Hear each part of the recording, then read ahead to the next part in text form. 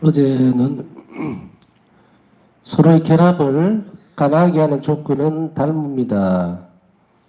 서로가 닮는다는 부분에 대해서 이야기를 했습니다. 사랑의 최종의 결과는 사랑하는 사람과의 완전한 결합입니다. 일치죠. 하나가 됨이죠. 사랑은 하느님과 영혼이 하나가 되어 첫 번째로 하느님은 당신의 선하심으로 영혼을 완전히 채우고, 두 번째로는 영혼은 거룩하게 되어 성삼위 하느님의 살아있는 형상이 되도록 합니다. 사랑은 첫째로 하느님께서 당신의 선하심으로 영혼을 완전하게 채우는 거예요. 그렇게 됨으로 인해서 영혼은 거룩하게 되고, 거룩하게 됨으로 인해서 성삼위 하느님과 하나님의 살아있는 형상이 되도록 합니다. 사랑이 이처럼 하나님과 결합되는 핵심이 될 뿐만 아니고, 그 사랑 때문에 하느님은 우리에게, 영혼에게 선함을 부어주실 수가 있어요. 부어준다는 말을 하지만 사실은 선함으로 완전히 하나가 된다는 얘기죠. 어차피 이 선하심이라고 하는 것은, 선이라고 하는 것은 하느님에게서만 올 수 있는 것이니까 부어진다, 채워진다, 그렇게 보는 게 맞죠. 그래서 사랑을 가지고 있는 영혼은 먼저 하나님께서 그 사랑을 매개체로 해서, 매개체라는 표현을 쓰겠습니다.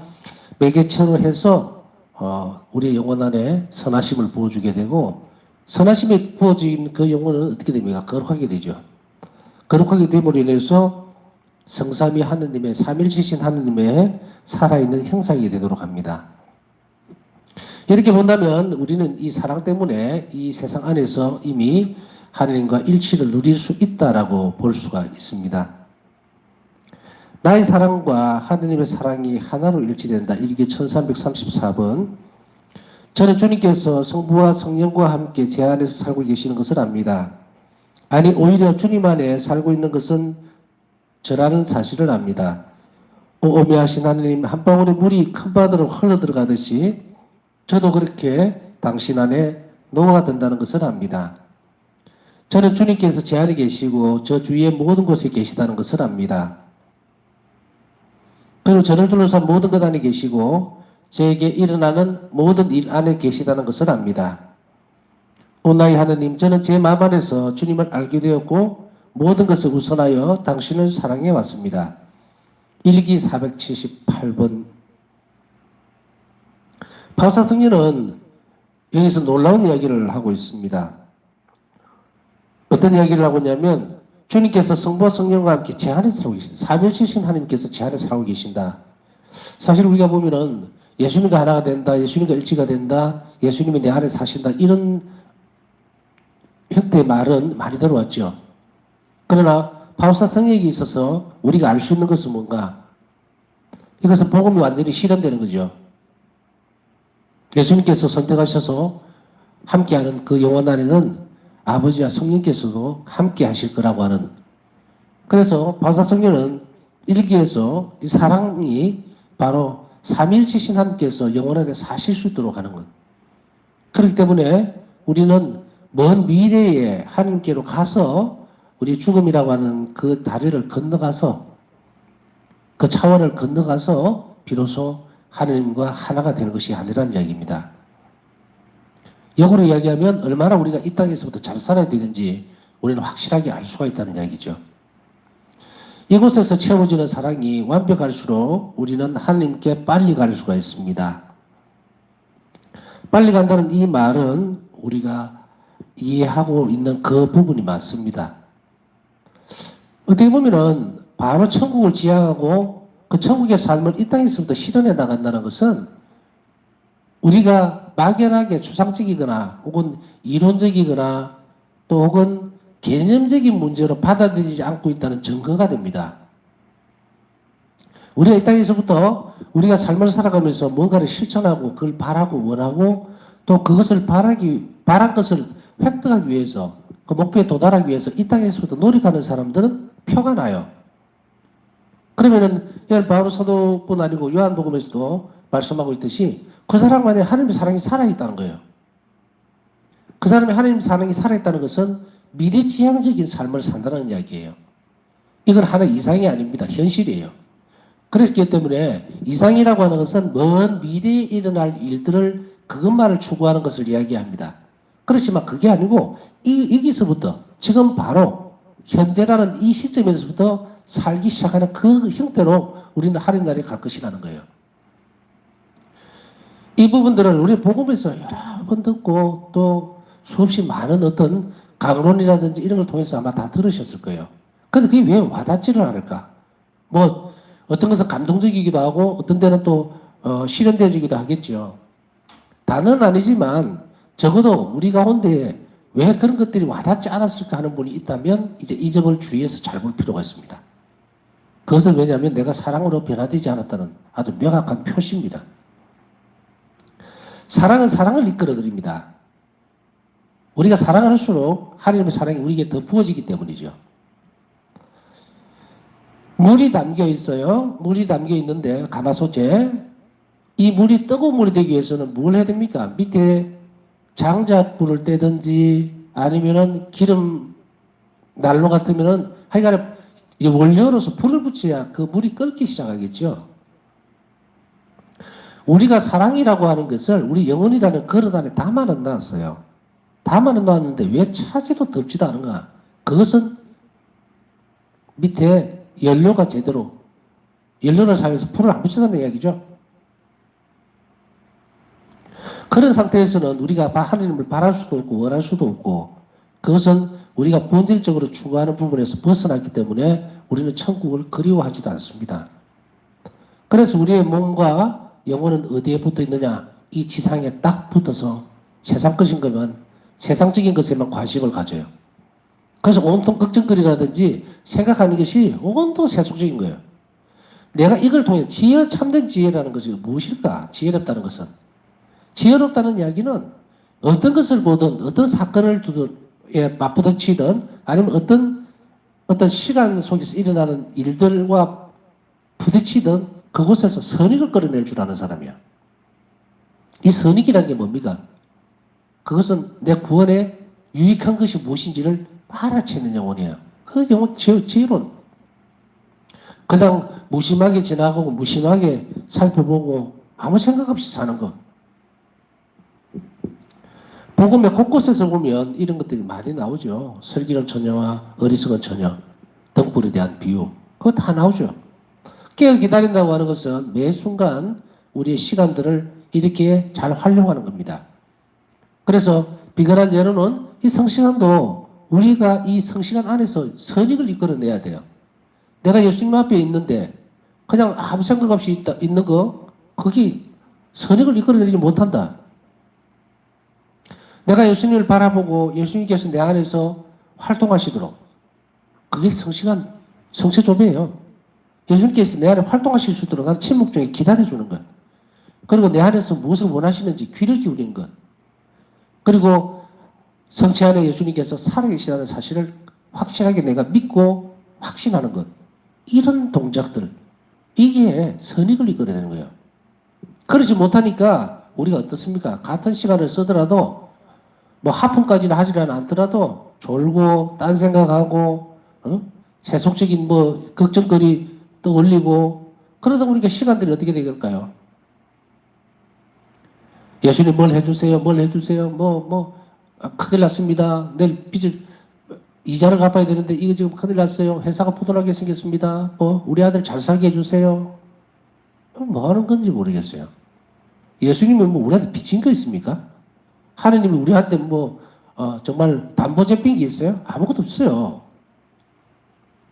그런데도 불구하고 예수님께서는 은총이라는 선물을 우리에게 주시려고 기다리고 계시죠. 그럼 그 은총이라는 것은 뭡니까? 영적인 차원이잖아요. 그 은총이라고 하는 것이 영적인 선물이 내한테 들어왔을 때에 인간의 협력만 있으면 이것은 영적인 차원에서 거치는 것 뿐만 아니고 현세적 이익도 이끌어옵니다. 그렇기 때문에 우리가 하나님을 바라보는 대상에서는 이제 어느 정도 스톱해야 돼요. 예수님하고 나하고 사랑의 관계가 되면요. 이제 이런 거는 버려야 됩니다. 멈추어야 돼요. 마치 내가 청하면 예수님이 꼭 주어야만 되는, 조금 다른 표현을 쓰면 뭐 우리가 뭐 예수님한테 뭐 맡겨놓은 거 없잖아요. 아무것도 없어요. 달라고 할 권리도 없습니다. 달라고 하는 권리가 없기 때문에 우리는 주님 앞에 어떻게 된다? 납작 엎드려서 우리의 처지를 탄원하는 것으로 족합니다. 힘듭니다. 고통스럽습니다. 어렵습니다. 도와주십시오. 그걸로 족한 거예요. 뭘 해주세요. 주십시오. 내놔라. 뭐. 그러면 그 시간이 얼마나 아깝습니까? 그죠? 그 시간이 얼마나 아까운지 몰라요. 그렇기 때문에 이것을 단수 차원에서 벗어나지 않으면 우리 영혼이 성장하지 못해요. 온 영혼으로 이 영혼이 사랑으로 청하는 것은 예수님이 절대로 거절을 안 합니다. 그래서 첫 번째 단계에서 예수님하고 나하고 사랑하는 사이가 돼야 되잖아요. 사랑하는 사이가 되지도 않는데 무슨 채권자와 채무자 같이 그렇게 활동을 하고 또 기도를 하고 청하고 이러면 됩니까? 안 이루어집니다. 가장 먼저 우리가 이 시간을, 이 늦은 시간에 주님 앞에 이렇게 마음을 모으고 앉아있는 이유는 사랑한다고 하기 때문에, 내가 예수님을 사랑하기 때문에, 그리고 예수님 나를 사랑한다는 걸 알기 때문에, 그저 주님을 바라보고 당신을 원합니다라고 고백하는 그것만으로 충분하죠. 그러나 우리는 세상에 살아갑니다. 세상에 살아가기 때문에 갑자기 무슨 훌쩍 건너뛸 수가 없어요. 왜냐하면 바울사 성령가 말씀하고 계시듯이 하느님하고 나하고 사이에는 엄청나게 심연이 있다 그랬어요. 정말로 건너갈 수 없는 그런 골짜기라면 골짜기로 표현이 되고, 정말 산이라면 산이 아니고 바다로 막혀있던 바다의 그 길이만큼이나 하느님하고 나하고 떨어져 있든지 아니면 높은 산에 가로막혀 있든지, 여하튼 우리 힘으로는 하느님께 갈 수 없는 그 심연이 있어요. 그럼에도 불구하고 우리가 기도할 수 있는 것은 순수한 오로지 하나님 은총 덕분입니다라고 얘기를 하고 있죠.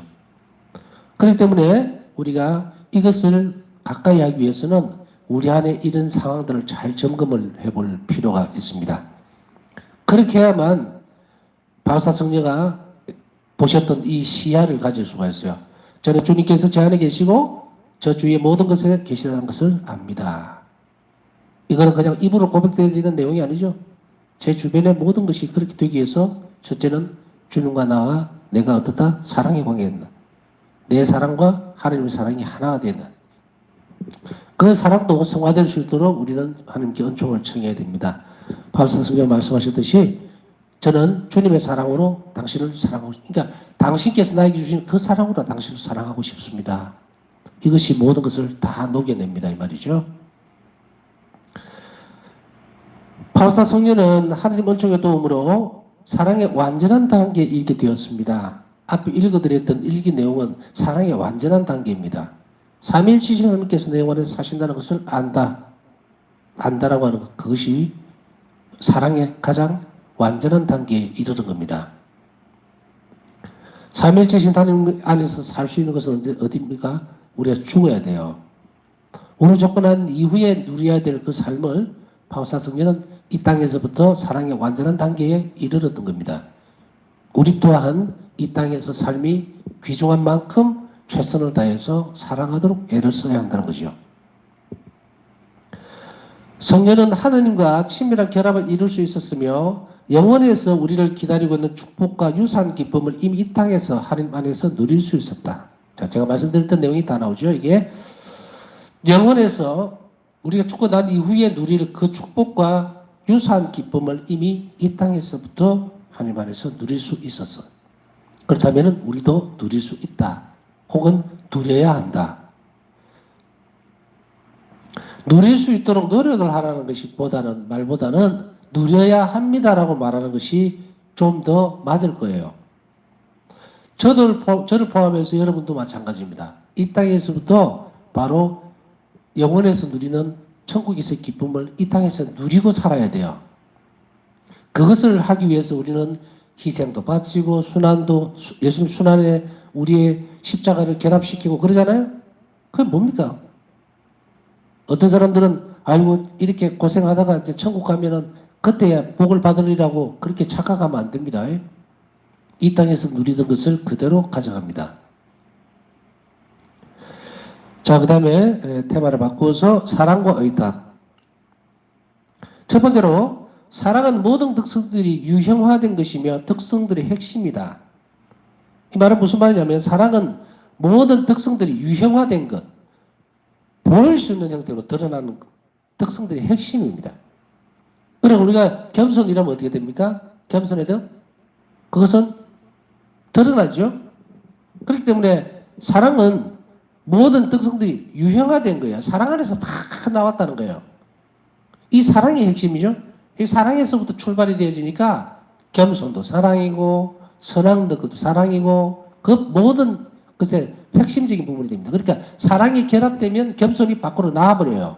이제 보일 수 있는 형태로 꼴을 갖춘다 이 말이에요. 추상적인 개념이 아니고 실제화되는 거예요.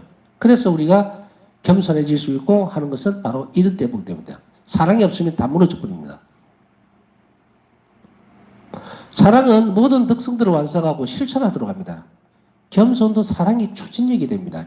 모든 특성들의 핵심은 어떤 부분에다가 그 동기를 가지고 있느냐? 하나님 사랑이에요. 그렇기 때문에 사랑은 모든 특성들을 완성하면서 동시에 실천하도록 합니다. 실행할 수 있도록 만들어준다. 그 다음에 인간의 모든 활동은 사랑을 통해서 참된 가치와 초자연적인 가치를 얻게 됩니다. 인간의 모든 활동들은 사랑이 없으면 아무 소용이 없습니다.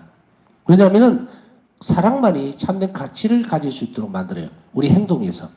우리의 말이라든지 기도라든지 행동이나 모든 것들의 가치를 두는 것은 사랑이에요. 사랑이 빠져버리면 그것은 아무런 가치도 없을 뿐더러 초자연적인 가치도 없어집니다. 초자연적인 가치라고 할 때에 이 부분은 뭡니까? 초자연적인 가치는 우리 영적 선익을 가져오기도 하고 동시에 하나님 나라의 보화를 쌓는 결과도 가져오게 됩니다. 하나님 나라의 보화를 자꾸 쌓아놓으면 어떤 것이 유리하겠습니까? 넉넉해지죠. 영혼이 풍요로워집니다. 그래서 우리가 하나님 나라의 보화, 하나님 나라의 보화 이렇게 하는데 하나님 나라의 보화는 바로 그걸 쌓는다는 것은 높은 가치와 의미를 그곳에 두는 것을 이야기하는 거예요. 그래서 아주 작은 활동을 하더라도 거기에 사랑이 결부되어 있으면 참된 가치와 초자연적인 가치를 가지게 됩니다. 초자연적인 가치는 뭔가 영혼의 선익이 되고 동시에 영원한 생명을 지향할 때의 가치가 초자연적인 가치라고 이야기를 하는 거예요. 그 다음에 우리가 행하는 사랑이 크고 순수할수록 우리 행동은 더 완전해진다. 우리가 행하는 사랑이 크고 순수할수록 우리 행동이 완전해진다는 것은 행동이 불완전해질 수가 있어요. 행동의 불완전성은 뭡니까? 내가 뭔가를 실천을 하고 실행을 하고 이러는데도 그 부분에 있어서 누락된 것이 굉장히 많겠죠. 누락된 것은 뭡니까? 내가 어떤 활동을 하고 있는데 그것이 하나님 마음에 완전히 들 수 있는 부분들이 안 될 수도 있습니다. 그렇기 때문에 그 행동이 더 완전해진다는 표현을 쓰려면 순수해져야 된다. 순수해진다는 말은 뭐냐면 사랑이 순수해진다는 것은 가치를 안 따진다는 이야기예요. 내가 나는 이만큼 했으니까 하나님께서 잘 봐주시겠지. 뭐 어떤 의미를 두지 않습니다.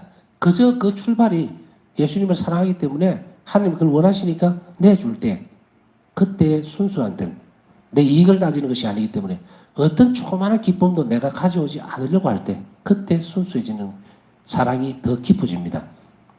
그래서 바울사성의 사랑에서 보면 이 순수한 사랑이 얼마나 극대화되어 버렸냐면 어떤 기쁨이나 즐거움도 거절하는 모습을 보입니다.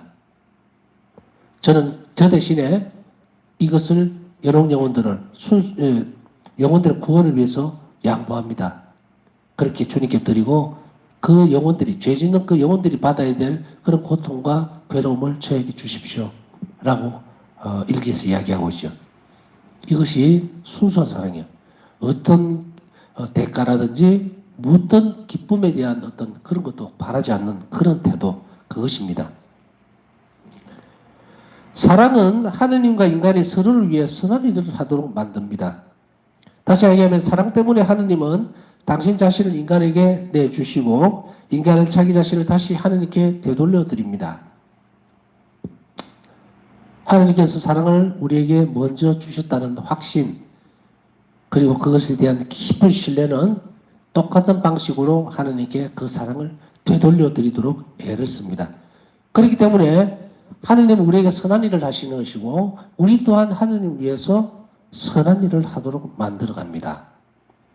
사랑하기 때문에 닮는다고 얘기했잖아요. 그렇기 때문에 이 사랑의 특성은 바로 순수하게 하느님께 그것을 내어드리도록 이끌어갑니다. 그래서 사랑은 자연스럽게 의탁하는 태도를 갖게 하고 의탁하는 태도를 완성을 합니다. 당연히 사랑하기 때문에 사랑받은 만큼 사랑을 하느님께 순수하게 드리려고 애를 쓰는 영혼은 어떻습니까? 아까 얘기했지. 어떤 가치라든지 의미라든지 이런 걸 다 떠나서 오직 하느님만을 바라기 때문에 이것이 뭐죠? 의탁하는 태도인 거예요. 예수님 저는 당신께 의탁합니다라고 했을 때 이것은 순수한 사랑의 결과물이에요. 사랑이 깊어지고 완전해질수록 의탁의 태도도 완전해지기 때문에 이것은 사랑은 자연스럽게 의탁하는 태도를 갖추게 만들 뿐 아니라 완성시켜 나가게 됩니다. 사랑은 자신의 모든 삶을 하느님께 두려움 없이 완전히 내맡기면서 의탁하도록 촉진합니다. 사랑이 있으면 지치지를 않습니다. 근데 우리는 어떤 실망하는 상황이 올 수가 있어요. 신앙생활 중에서 하나님께 대한 부분들. 예수님께 기도를 했는데 잘 안 들어진다.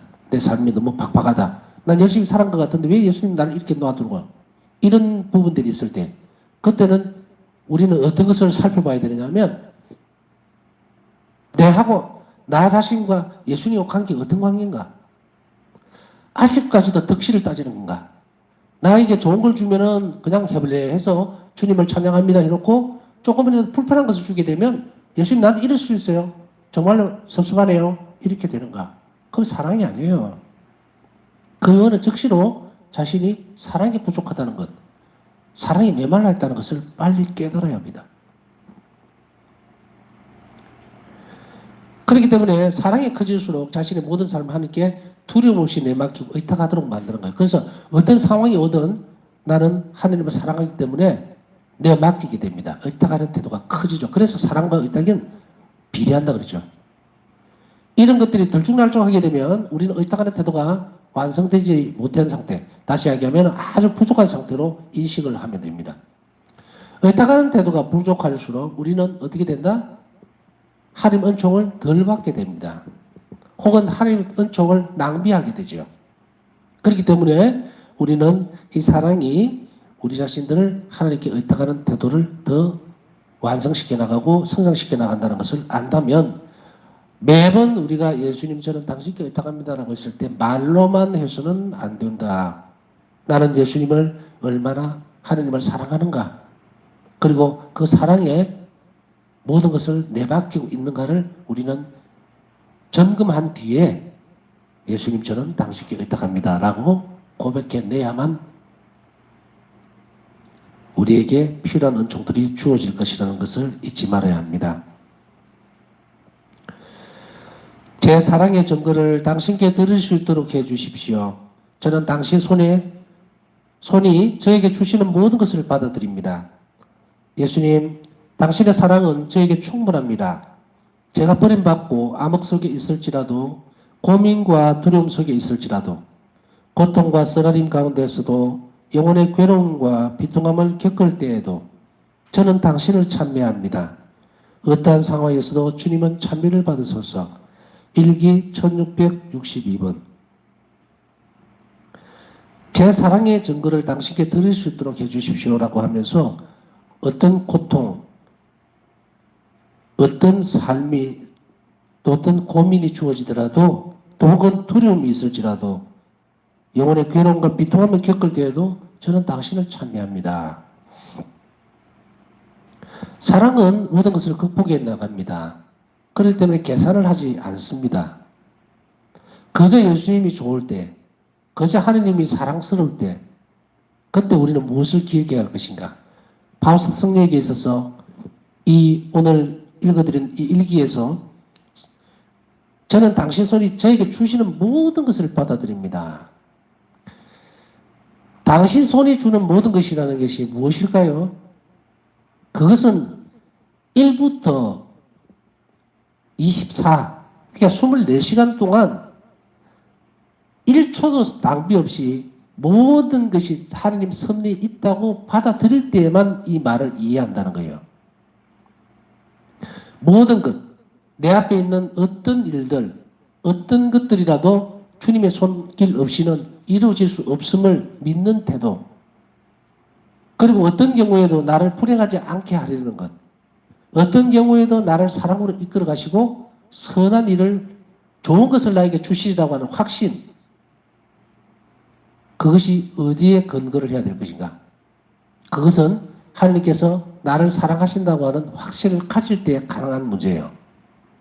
사람들은 가끔씩 보다 보면 자기 자신을 사랑해야 합니다. 뭐 어떻게 요즘 뭐 사랑의 가치성 문제가 얼마나 떨어졌는지 그건 잘 모르겠지만 보면은 가수들 무슨 뭐 노래 가사를 보면은 왜 그런 거 있잖아요. 자기 자신을 사랑해야 된다, 아껴야 된다, 뭐 해야 된다. 그게 열광을 하는 거예요. 자기 자신을 사랑해야 된다. 그게 높은 가치가지요. 아주 하급적인 가치예요. 자기 자신을 사랑한다고 하는 것. 그것은 어떤 희생도 내놓지 않겠다는 이야기예요. 모든 세상이 나를 중심으로 돌아가줘야 돼. 그때에 나를 사랑한다는 그 말이 나와요. 그게 아니고 하느님께서 나를 사랑하신다는 사실을 내가 알아들을 때 그때는 나를 사랑하는 것이 아니라 하느님, 내 안에 계시는 하느님을 사랑하도록 하는 것. 이미 사랑을 가득 넘치고 완전하게 받았음에 대해서 감사할 때 그 사람은 바뀌는 거예요. 자기를 사랑하는 방식은 자기 방식대로밖에 안 해요. 인간적인 방식이죠. 그렇기 때문에 이 사랑은 가치가 없어요. 무슨 뭐 이게 이타적인 사랑이다, 자기애적인 사랑이다. 그거를 다 떠나서 예수 그리스도를 통해서 드러난 하나님의 사랑은 하나밖에 없습니다. 이타적인 사랑이에요. 자기 자신을 위한 사랑은 아무것도 없다. 왜냐하면 자기 자신을 더 사랑할 필요는 없습니다. 이 말이 무슨 말일까요? 하느님이 나를 완전하게 사랑해 주고 계시기 때문에, 그렇기 때문에 내가 굳이 거기에서 뭔가 반죽을 해낼 필요가 없다는 이야기예요. 창조주이신 하나님께서 나를 완전하게 사랑하시고 그 사랑을 나에게 주셨는데 그 사랑을 알려면 자기 자신을 사랑하는 것이 아니라 이웃을 사랑해야 돼요. 그래야만 하느님의 사랑이 어떻게 된다? 바울의 말씀처럼 내 안에서 살아 움직인다. 그럴 때에 참으로 나는 행복해지고 나는 완전한 사랑을 받고 있음을 그때서 깨닫게 됩니다. 그렇기 때문에 하나님께서 나를 사랑해 주셨다는 사실을 알아듣는 것이 그게 첫 번째예요. 그렇기 때문에 이런 것들, 하나님께서 나를 완전하게 사랑하신다고 하는 이것을 우리가 끊임없이 인정하고 받아들이고 고백해낼 때에 고통과 쓰라림, 영혼의 괴로움이나 비통함을 겪을 때에도 우리는 그 사실을 받아들일 수가 있습니다. 왜냐하면 그 모든 것이 좋은 것이기 때문에. 그래야만 우리는 예수님, 저는 당신께 의탁합니다 하고 우리 자신의 모든 생애를 예수님 발 밑에 갖다 놓을 수가 있습니다. 그 다음에 굳건한 사랑은 성녀가 평화롭게 미래를 바랄 수 있도록 했고, 하나님께서 자신을 친히 이끌어 주시는 길이면 어떤 길이든 걸어갈 수 있도록 그녀의 의지를 튼튼하게 해주었습니다. 바울사성의 의지를 튼튼하게 해주었습니다. 그래서 저는 주님 외에는 어떠한 것도 원하지 않습니다. 오 영원한 사랑이시여, 주님께서 저를 이끄시는 길이라면 어떤 길이든 괜찮습니다. 고통의 길이든 기쁨의 길이든 상관없습니다. 제 생애의 모든 순간 당신을 사랑하고 싶습니다. 일기 751번이죠. 그 다음에 사랑은 바울사 성녀가 아버지이신 하나님의 손에 아이처럼 자신을 맡기려는 의지를 굳건하게 했습니다. 사랑은 모든 것을 일궈냅니다. 그렇기 때문에 우리는 사랑하려고 하는 것, 사랑의 은총들을 받아내는 것, 우리가 하느님께서 나를 사랑하고 완전하게 창조하셨던 바로 그 부분에서 우리가 이 사랑을 이제 하느님의 사랑으로 내 안에 완전하게 받았던 이 사랑을 알아낼 수 있다고 해야 될까? 드러낼 수 있는 것. 그 사실을 우리가 수용하는 그것은 무엇 때문에 가능해졌느냐면 성령께서 오셔서 그래요. 성령께서 우리 안에서 활동하시고 내 영혼 안에서 그 부분을 이렇게 일깨워주기 때문에 우리는 그걸 이제 알아듣게 돼요.